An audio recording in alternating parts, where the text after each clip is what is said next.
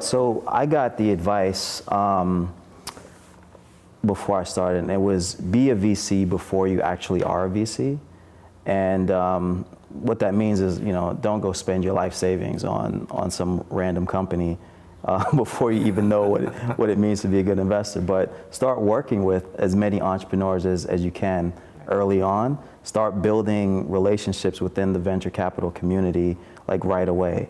And you'll learn a lot just through those interactions. But the most valuable thing is building that network amongst entrepreneurs and helping them solve some of their problems. And by the way, reach out to to other VCs. So my first, I think it was my second week in the Valley, I heard about the Godfather, Charles Hudson, the black VC that's doing it, and I tracked him down. And at the time, he was kind of doing. I think you were still running a startup, and you were still with Softtech. Yep. And yeah, so he let me come over to the office and he dropped some wisdom on me. And I think Charles is my first email too. Right? Yeah. The gateway. Yeah. So you gotta aggressively reach out, and but at the same time be quite humble and try to take in as much as you can when people like Charles give you their time. I'll just put in a plug for those of you people who always approach me and ask me, what can I read or digest or watch?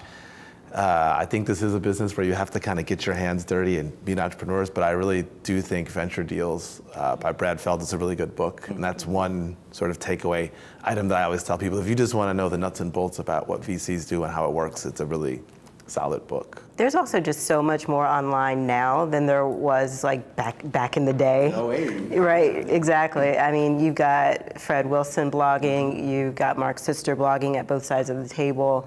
I remember the very first investor blog that I read, though, was the OATV blog. Mm-hmm. And so that was kind of my gateway into figuring out what it was like to be a VC. And and then jumping off from that into Fred Wilson's blog and jumping off of that into both sides of the table. So there's a lot of really good content out there, and that's definitely one place to start.